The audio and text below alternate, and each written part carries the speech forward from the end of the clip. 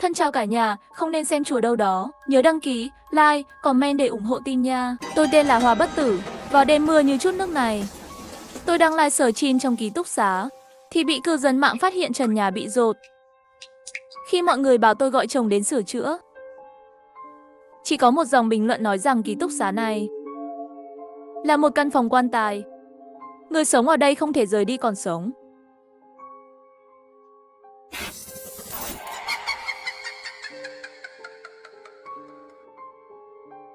Thời gian là 11 giờ đêm. Thấy dòng bình luận đó, tôi cảm thấy lạnh sống lưng. Chưa kịp lên tiếng thì cư dân mạng khác đã chửi trước, có ý gì? Nguyền rủa người ta giữa đêm khuya, nói gì mà phòng quan tài. Đáng sợ quá, chủ phòng hãy đá tài khoản này ra đi. Đừng để làm ông nhiễm phòng live stream. Trong lúc tôi ngẩn người đó lại gửi thêm một dòng bình luận nữa, có cửa mà không có cửa sổ, là một bố cục phong thủy lớn. Khí sống không vào được, khí chết không ra được. Lâu ngày sẽ dẫn đến người bên trong không thể sống sót. Cư dân mạng khác lập tức chửi mạnh hơn. Người này bị thần kinh à? Chủ phòng, mau đá tài khoản đi. Tôi liếc mắt nhìn trần nhà đang dột nước. Cảm giác không ổn trong lòng ngày càng mạnh mẽ. Ký túc xá của chúng tôi là phòng chứa đồ cải tạo lại. Thật sự là phòng duy nhất trong tòa nhà không có cửa sổ. Tôi và 3 người bạn cùng phòng sống ở đây. Ban đầu chúng tôi cũng không thích lắm. Nhưng mấy năm gần đây, trường mở rộng tuyển sinh, ký túc xá không đủ, chúng tôi đành phải chấp nhận. Tôi nhìn vào tài khoản đó. Tên là Hoàng Tiên Nhân.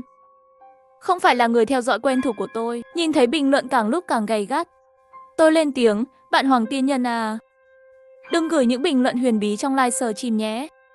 Không thì tôi chỉ có thể đá bạn ra thôi. Hầu như vừa dứt lời, Hoàng Tiên Nhân lại gửi thêm một bình luận. Tấm gỗ trên đỉnh quan tài là phần yếu nhất. Lâu ngày bị ăn mòn, vào ngày mưa sẽ thấm nước. Nếu không phải là tầng thượng, thì tại sao lại là trần nhà của các bạn bị dồn nước? Tôi sững sờ. Dù tôi thường live stream trong ký túc xá, nhưng tôi chưa bao giờ nói cho fan biết từng nào. Hơn nữa, dù bên ngoài thực sự đang mưa, nhưng phòng này không có cửa sổ. Cư dân mạng không thể thấy qua live stream. Khi dòng bình luận đó xuất hiện, các cư dân mạng khác im lặng một lúc, rồi bắt đầu có người tin. Chết tiệt, tôi bắt đầu thấy sợ. Hắn nói có vẻ có cơ sở, nhưng nhanh chóng có người phản bác. App ID của chủ phòng gần đây đều có mưa. Tên Hoàng Tiên Nhân này chắc đoán mò. Tôi nhìn ID của Hoàng Tiên Nhân, cảm giác lạnh lẽo trên lưng càng mạnh. Hắn đoán không sai. Phòng chúng tôi chỉ khi trời mưa trần mới thấm nước. Nhưng rõ ràng chúng tôi không ở tầng trên cùng. Và tôi đã hỏi bạn ở các phòng khác, dù cùng tầng hay các tầng khác, họ đều không gặp vấn đề này. Tôi khẽ hỏi, anh nói phòng chúng tôi là phòng quan tài. Phòng quan tài có ý nghĩa gì? Vài giây sau, tim tôi chợt đập mạnh. Có lẽ để khác biệt với bình luận khác, Hoàng Tiên Nhân đổi màu chữ thành đỏ. Nhìn trên màn hình vô cùng đáng sợ. Phòng nữ làm thành phòng quan tài là để bồi táng. Ký túc xá các cô có 4 người, trong đó một người đã chết, là chủ mộ. 3 người còn lại. Bình luận này khiến tôi rùng mình. Tôi quay đầu lại, âm thầm nhìn các bạn cùng phòng. Ký túc xá chúng tôi phân ngẫu nhiên, mọi người đều học ngành khác nhau. Lúc này, Chu Văn Hy đang cười, ngồi bên bàn, vừa lướt video ngắn vừa ăn mì gói khuya. Thỉnh thoảng phát ra tiếng cười to. Hoa Tiểu Lệ, người học hóa, đang tào nhã sơn móng tay. Lan Lan, trưởng phòng học giỏi ngành y, vẫn đang tự học bên ngoài, chưa về. Nhìn mọi người, đều là những nữ sinh viên bình thường. Quan hệ hàng ngày cũng rất hòa hợp. Vậy mà trong này lại có một chủ mộ, không biết có phải sắc mặt tôi quá khó coi. Hoàng Tiên Nhân lập tức gửi thêm bình luận.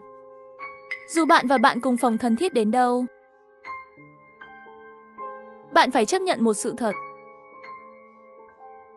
Trong số họ, có một người đã hóa thành ma quỷ. Oán khí không tiêu tan, đang cố kéo 3 người còn lại làm vật tế. Quá trình này cần 100 ngày. Ngày thứ 100 sẽ hoàn thành phong bế.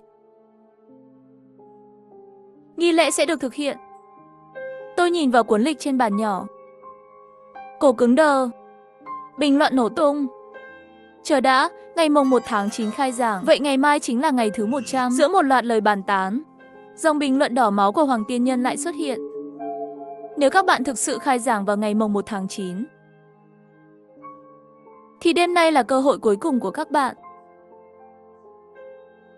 Nếu đêm nay không tìm ra con ma đó, thì 3 người còn lại sẽ chết vào ngày mai. Tay tôi bắt đầu run rẩy. Bình luận có fan đang lên tiếng bênh vực tôi. Người này tên Hoàng Tiên Nhân. Đêm khuya kể chuyện ma quỷ để trả thù xã hội sao? Chủ phòng, hay là bạn ra ngoài hít thở chút đi. Phòng ký túc không có cửa sổ thì thật ngột ngạt. Nhìn sắc mặt bạn kém quá. Ra ngoài đi dạo chút đi. Tên Hoàng Tiên Nhân này, không phải nói không ai có thể rời khỏi sao? Chỉ cần bạn xuống lầu đi một vòng, chẳng phải chứng minh hắn nói bậy sao? Tôi cầm điện thoại đứng lên. Thật vậy, chỉ cần tôi xuống lầu livestream cho mọi người xem, tôi rời đi thì lời hắn sẽ bị bác bỏ. Tâm ý đã định, tôi cầm điện thoại vừa livestream vừa đi ra ngoài. Nhưng khi tôi đi ngang qua cửa, đột nhiên có một bàn tay từ phía sau nắm lấy cổ tay tôi. Bàn tay ấy rất lạnh. Tôi sợ hãi đến mức suýt hét lên. Quay phát đầu lại, tôi đối diện với một đôi mắt. Là Tiểu Tiếu, cô ấy đang xem video ngắn. Đến mê mẩn, nhưng khi tôi đi ngang qua, cô ấy bất ngờ túm lấy tôi. Không sợ à, muộn thế này. Cô đi đâu thế? Đôi mắt cô ấy nhìn chằm chằm vào tôi. Không biết có phải tôi tưởng tượng không? Tự dưng tôi thấy Tiểu Tiếu có vẻ xa lạ hơn bình thường. Tôi cảm thấy cổ họng khô khốc, cố gắng nuốt nước bọt. Rồi mở miệng nói, tôi đi dạo chút. Cô ấy nhíu mày. Bây giờ mưa lớn như thế, đây là cô ấy không cho tôi ra ngoài sao? Chẳng lẽ Tiểu Tiếu là hồn ma? Tuy nhiên, khi tôi đang nghĩ cách thoát khỏi tay Tiểu Tiếu, cô ấy lại chủ động buông tay, rồi đưa cho tôi một chiếc ông. Vậy thì cầm ông theo đi, tiện thể đón Lan Lan về. Tôi nhận lấy chiếc ông, nhanh chóng rời khỏi cửa ký túc xá. Vừa nay tôi tưởng Tiểu Tiếu sẽ không để tôi rời đi, nhưng cô ấy không cản, lòng tôi vẫn đập thình thịch. Một ý nghĩ vụt qua trong đầu. Chẳng lẽ vì Lan Lan chưa về? Theo lời Hoàng Tiên Nhân, chủ mộ cần đủ 3 vật tế, không thể thiếu một. Nghĩ đến đây, tôi lấy từ túi ra một chiếc điện thoại khác, gửi tin nhắn cho Lan Lan. Đừng về ký túc xá vội. Nhưng không có hồi âm, tôi gọi điện. Cô ấy cũng không bắt máy, chắc đang trên đường về. Thôi, cứ xuống lầu trước đã. Có lẽ tôi có thể chặn cô ấy. Trên đường từ phòng tự học về, tôi đi qua hành lang dài, đến trước cửa thang máy. Nhưng khi bước vào khu vực thang máy, tôi chợt nhận ra cả hai thang máy đều ngừng hoạt động. Tim tôi lạnh toát. Cảm giác bất an ngày càng mạnh. Tôi đột nhiên nhận ra, môi trường xung quanh có điều gì đó rất không ổn. Trên đường đến thang máy, tôi đi qua hành lang dài. Dù đã gần 12 giờ đêm, nhưng vào giờ này hàng ngày, hành lang vẫn thường rất náo nhiệt. Người đi rửa mặt, nhận đồ ăn đêm giao đến, ôm tử vựng, gần như lúc nào cũng đông người. Nhưng hành lang tôi vừa đi qua lại không có một bóng người. Cửa các phòng ký túc đều đóng chặt. Trong ánh sáng lờ mờ, không khí im lặng chết chóc. Tôi cảm thấy chân mình bắt đầu run rẩy. Lúc này trong chiếc điện thoại dùng để livestream, bình luận của cư dân mạng ngày càng nhiều, đều thúc giục tôi nhanh xuống lầu. Nhưng kỳ lạ là Hoàng Tiên Nhân, người luôn gõ bình luận liên tục, lại hoàn toàn biến mất. Tôi nhìn về phía cửa thoát hiểm bên cạnh thang máy. Chúng tôi đang ở tầng 3, chạy xuống có lẽ chỉ mất 1 phút. Chỉ cần ra khỏi ký túc xá, mọi thứ sẽ ổn. Tôi lao xuống cầu thang, nhanh chóng xuống 2 tầng. Có lẽ vì quá hoảng loạn, khi xuống tầng cuối cùng, tôi suýt trượt chân và làm rơi điện thoại. Tôi nhanh chóng nhặt lại. May mà livestream không bị gián đoạn. Tôi nói với mọi người trong phòng livestream, tôi xuống rồi. Tôi đã xuống 1 tầng. nhưng màn hình lại im lặng đáng sợ. Tất cả bình luận của cư dân mạng dường như ngừng lại. Vài giây sau, một vài bình luận mới xuất hiện. Nội dung giống hệt nhau. Chủ phòng, nhìn lại phía sau đi. Da đầu tôi lập tức tê dại. Cảm giác bất thường tràn ngập trong lòng tôi. Tôi quay đầu lại, lập tức nổi da gà toàn thân. Số tầng phía sau sáng rõ là số 3. Tôi vẫn ở tầng 3. Đây là hiện tượng quỷ đá tường sao? Chỉ đến lúc này, tôi mới thực sự nhận ra, không phải mình tự dọa mình, một chuyện mà khoa học không thể giải thích được. Trên màn hình điện thoại, bình luận của cư dân mạng đang liên tục tràn qua từng dòng. Nhưng tôi chẳng còn tâm trí quan tâm đến nữa. Nhìn vào màn hình điện thoại, giọng tôi run rẩy. Hoàng Tiên Nhân, anh còn ở đó không? Không có bất kỳ phản hồi nào. Hoàng Tiên Nhân không gửi thêm bất kỳ bình luận nào nữa. Sự tuyệt vọng trong lòng tôi ngày càng lớn. Tôi đứng trong cầu thang trống vắng và chết lặng. Kêu trời trời không thấu, kêu đất đất không hay. Tôi không thể chạy ra khỏi tòa ký túc xá này, mà cũng không muốn quay lại căn phòng kỳ quái kia. Đúng lúc đó, dưới cầu thang bỗng vang lên tiếng bước chân của một người khác. Từng bước. Gót giày chậm rãi gõ lên nền nhà. Nhịp điệu đều đặn, ngày càng gần tôi hơn. Tôi đứng yên tại chỗ, chân như bị đông cứng, không thể chạy được. Trong bóng tối, một bóng người dần xuất hiện. Mái tóc dài đen nhánh, thân hình mảnh khảnh. Tôi mở to mắt nhìn người đó bước tới trước mặt tôi. Mục Tổng, cậu đứng đây làm gì thế? Người đó nhẹ nhàng hỏi. Tôi bừng tỉnh. Cuối cùng cũng nhận ra người đến trong ánh sáng lờ mờ. Là Lan Lan, tôi chạy nuốt khan. Trong số các bạn cùng phòng, tôi thân với Lan Lan nhất. Lan tỷ, tôi đã nhắn tin, gọi điện cho cậu. Sao cậu không trả lời? Cô ấy lấy điện thoại ra xem rồi đáp. Tôi đang trên đường về. Mưa ngoài trời to quá nên tôi không nghe thấy điện thoại reo. Cậu làm sao thế? Tôi không thể nói thành lời. Trong lòng vừa tuyệt vọng vừa nhẹ nhõm. Tuyệt vọng vì vật tế cuối cùng đã trở về. Nhẹ nhõm vì trong hoàn cảnh tuyệt vọng này, cuối cùng tôi cũng có người đồng hành để dựa vào. Lan Lan vốn thông minh và điềm tĩnh.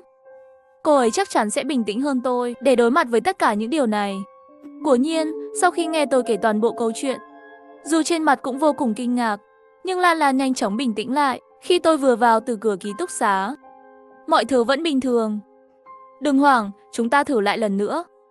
Thế là Lan Lan và tôi lại đi thử vài lần trong cầu thang. Rất nhanh, sắc mặt của Lan Lan cũng tái nhợt.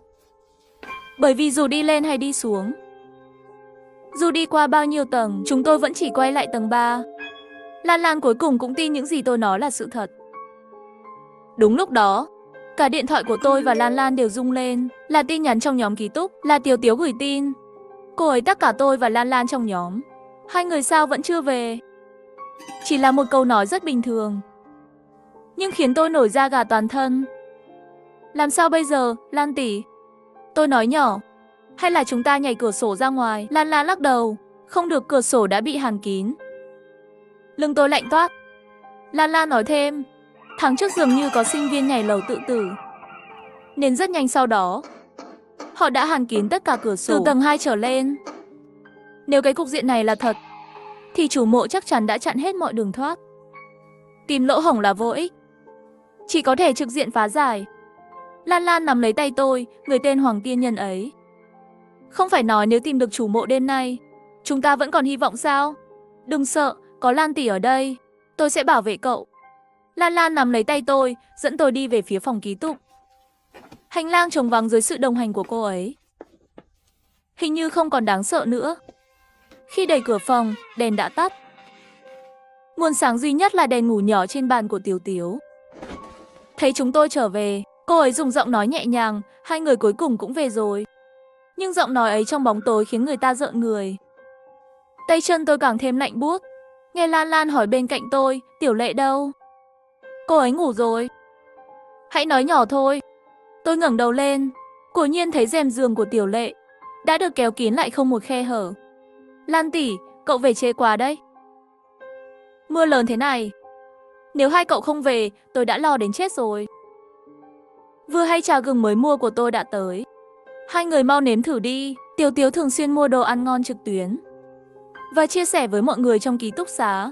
Tôi thường ăn rất vui vẻ. Nhưng lúc này, nhìn ly trà gừng bốc hơi nóng đục ngầu kia, tôi lại cảm thấy buồn nôn một cách kỳ lạ. Lan Lan liếc nhìn tôi, rồi bước đến bên Tiểu Tiếu, dùng giọng điệu bình thường nói, cậu chẳng phải biết sao. Tôi đang giảm cân mà, để tôi thử thay nhé. Nhân lúc đó, tôi cúi đầu nhìn màn hình điện thoại, cố gắng tìm kiếm Hoàng Tiên Nhân trong đống bình luận. Chết tiệt, Hoàng Tiên Nhân, anh ra đây đi chứ. Trước đây nói năng hùng hồn lắm mà, sao giờ lại biến mất?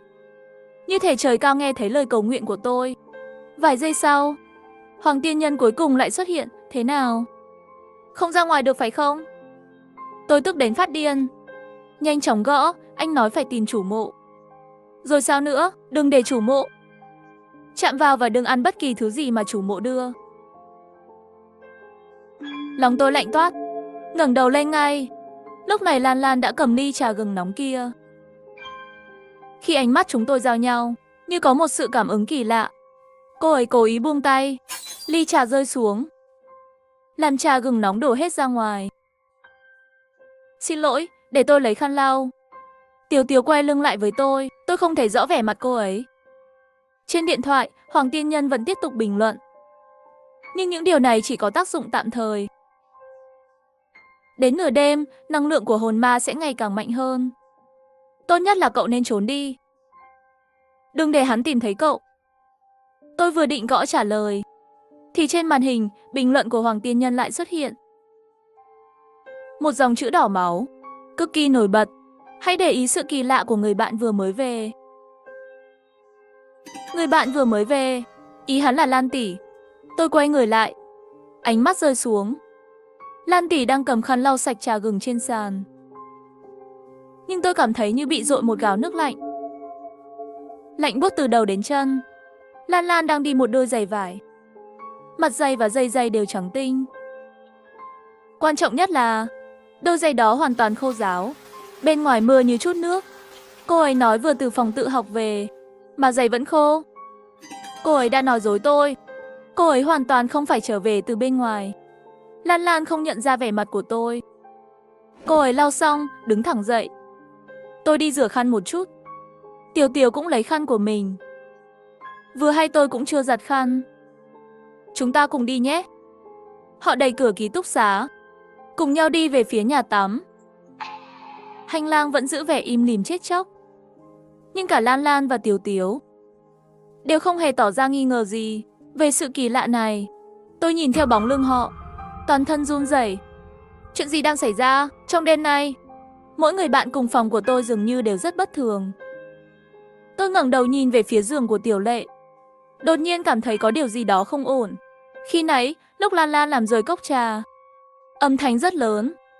Nếu là bình thường, với tính cách của Tiểu Lệ, cô ấy đã ló đầu ra và trách chúng tôi làm phiền giấc ngủ của cô ấy. Nhưng lần này, Tiểu Lệ lại hoàn toàn im lặng. Tôi do dự một chút, thử gọi một tiếng, Tiểu Lệ. Cậu còn thức không? Không ai trả lời tôi. Trên màn hình điện thoại, bình luận của Hoàng Tiên Nhân lại xuất hiện. Tình hình không ổn chút nào. Năng lượng của hồn ma đã trở nên rất mạnh. Cậu nhanh chóng tìm chỗ trốn đi. Tôi cũng hoảng sợ, nhìn quanh phòng, cầm điện thoại hỏi, anh có thể đưa ra gợi ý đáng tin chút không? Ký túc của tôi chẳng có chỗ nào để trốn cả. Sau khi nhìn qua ký túc xá của tôi, bình luận xuất hiện, trốn vào giường của Tiểu Lệ. Kéo rèm giường lại. Như thể không kịp giải thích, Hoàng Tiên Nhân nhanh chóng gõ một chữ đỏ to, nhanh. Gần như cùng lúc đó, tôi nghe thấy tiếng bước chân ngoài cửa. Từng bước, từng bước. Tiếng bước chân vang vọng trong hành lang trống trải. Ngày càng gần cánh cửa ký túc xá. Điều đáng sợ nhất là chỉ có một tiếng bước chân. Lan Lan và Tiểu Tiếu đã cùng đi đến nhà tắm. Nhưng giờ chỉ có một người quay lại. Vậy người còn lại đâu?